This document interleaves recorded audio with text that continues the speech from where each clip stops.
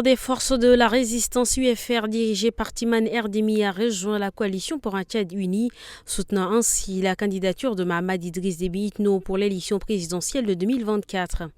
Cette décision confirme l'engagement de l'UFR dans le processus démocratique motivé par la recherche de la paix, a déclaré Mahamat Zenbada, coordonnateur de la coalition, tout en saluant cette intégration comme une décision patriotique et précieuse pour mener à bien le programme de la coalition.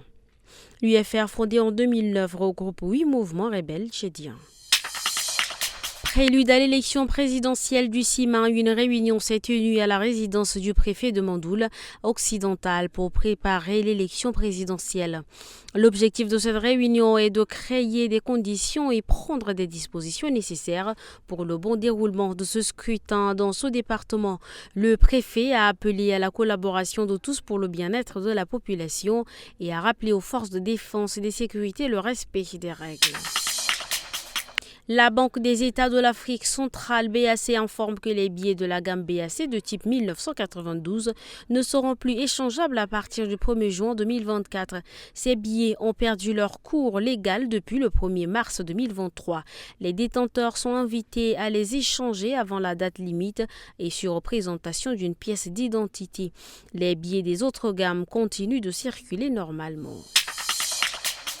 La situation politique et sécuritaire au Burkina Faso préoccupe la société civile qui alerte le procureur de la Cour pénale internationale, l'Union africaine et les Nations unies sur les nombreux massacres des civils et les atteintes aux libertés des acteurs de la société civile, des syndicats et des hommes politiques. Les coalitions de la CPI demandent des enquêtes et des poursuites contre des auteurs présumés de ces crimes.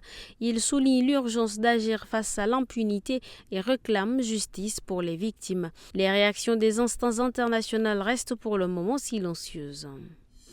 Le Nigeria fait face à une nouvelle pénurie d'essence alors que les stations-service sont prises d'assaut par les automobilistes. Les revendeurs illégaux ont repris du service et le coût du déchargement du carburant au port de Lagos a augmenté en raison de l'instabilité du naira par rapport au dollar.